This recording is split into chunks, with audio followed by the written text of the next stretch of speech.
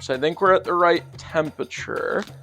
And then what you do is you put a ladle in, and then you kind of spread it out, really thin pancake, all around the sides and the edges.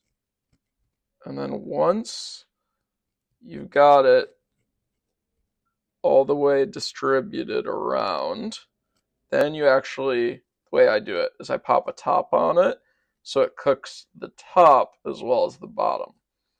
And this batter is a batter of rice, some split black lentils, and then this one actually has some quinoa. I bought a store-bought one.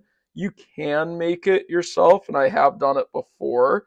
You got to do some preparation there because it's not overly hard to do, but it does need to ferment. So you need to make it at least one day in advance if you're going to do that, and I did not plan for it. So we bought the store-bought. The chutney is homemade.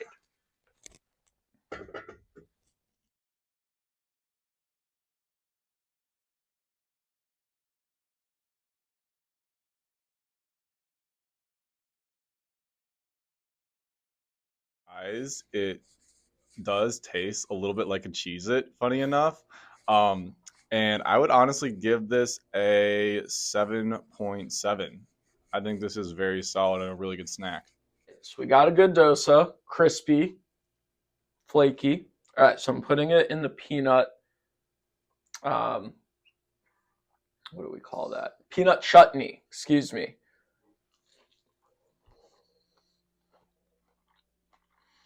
That's so good. So I'll say this: I don't really know much about dosas until the last couple of years. I got curious at an Indian restaurant and ordered one. They're really good. They're extremely healthy.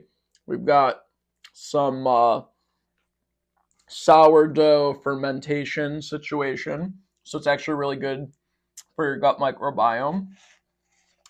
And they taste great. They're healthy. They're nutritious. Keep you full.